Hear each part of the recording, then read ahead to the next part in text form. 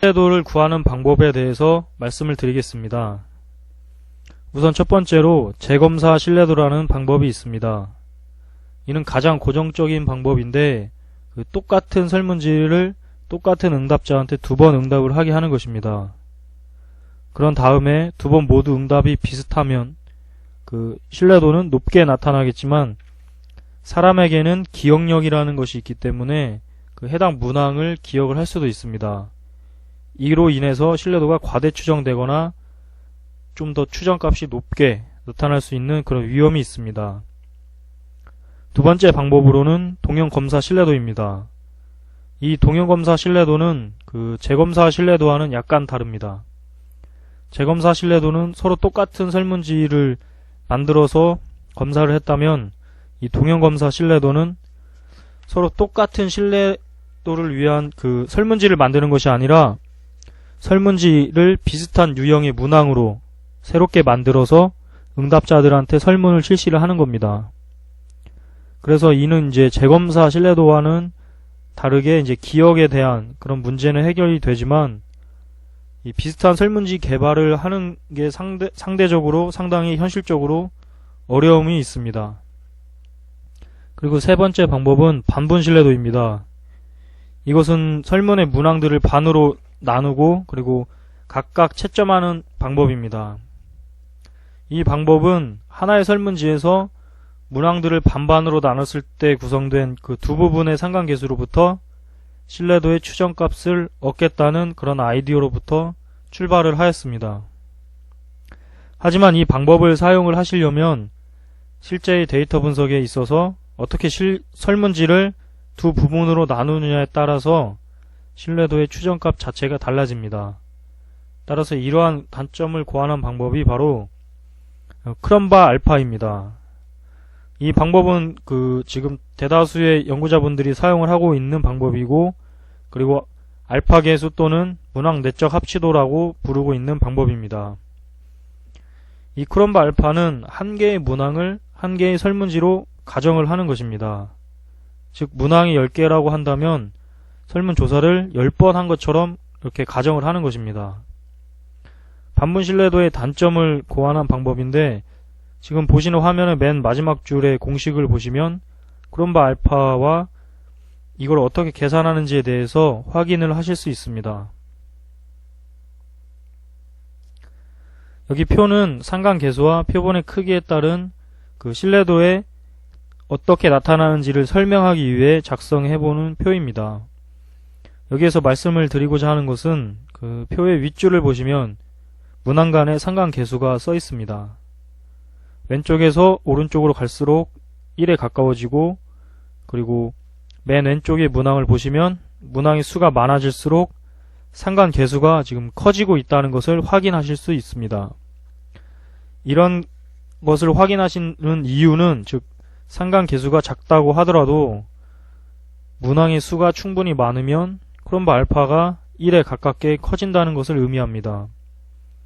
이 점은 참고로 알아두시고 그리고 응답자의 여러가지 한계 등으로 인해서 생길 수 있는 여러가지 오류를 고려하셨을 때는 문항의 수가 적을수록 그리고 연구자의 적절한 방법을 선택을 하셔야 된다는 그런 말씀을 드리기 위해서 다음과 같은 표를 보여드린 것입니다.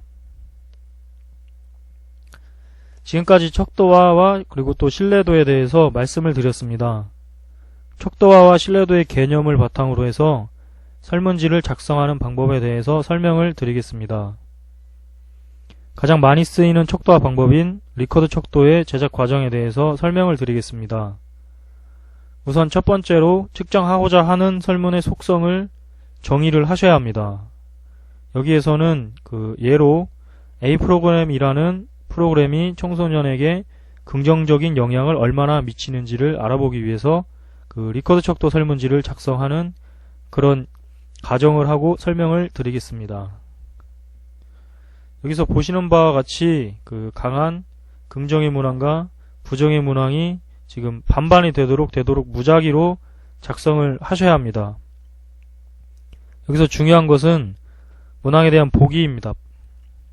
보기는 매우 아니다, 아니다, 보통이다, 그렇다, 매우 그렇다 이렇게 순서대로 나열을 하셔야 합니다.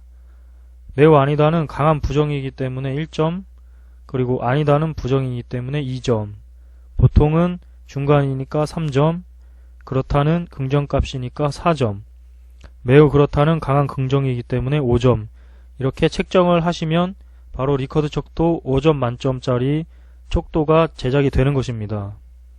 이렇게 작성을 하신 다음에 설문을 회수하신 후에는 그 부정적으로 만들어 놓은 부정 문항에 대해서 그 역코딩을 실시를 하셔야 합니다.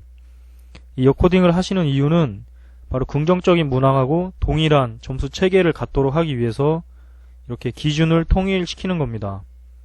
즉 응답자가 각각의 점수를 합해서 그 점수를 통해서 통계 분석을 하기 위해서는 기준이 동일해야 되기 때문에 반드시 역코딩을 하시고 그 다음에 작업을 하셔야 합니다.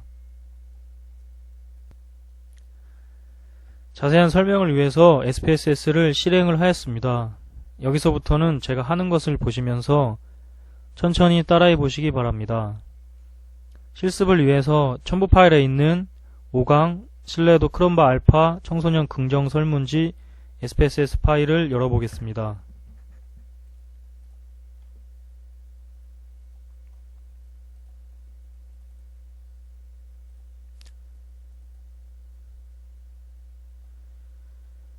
자, 보시는 데이터는 청소년들이 어떠한 특정 프로그램을 교육받은 후에 긍정적인 마인드로 바뀌었는지를 조사한 데이터입니다. 변수에서 id는 설문에 응답한 사람들 개개인의 그런 넘버링, 즉 id이고, 그리고 x1은 A 프로그램을 접한 후 뭐든지 할 수 있다는 자신감이 생겼다 라는 문항에 대한 점수값입니다.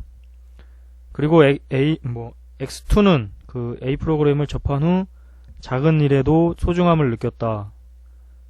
x3은 A 프로그램을 접한 후 말투가 더욱 거칠어졌다. x4는 A 프로그램을 접한 후 친구들과 더욱 친하게 지내게 되었다.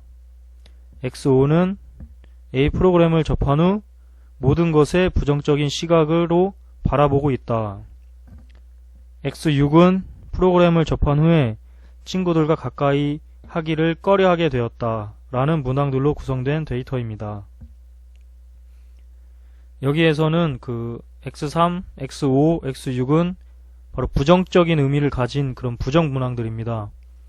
따라서 앞서 설명드린 대로 1로 입력된 값은 5로, 그리고 2로 입력된 값은 4로 이렇게 서로 상호간에 코딩을 바꾸셔야 됩니다. 이러한 역코딩을 실시하기 위해서는 먼저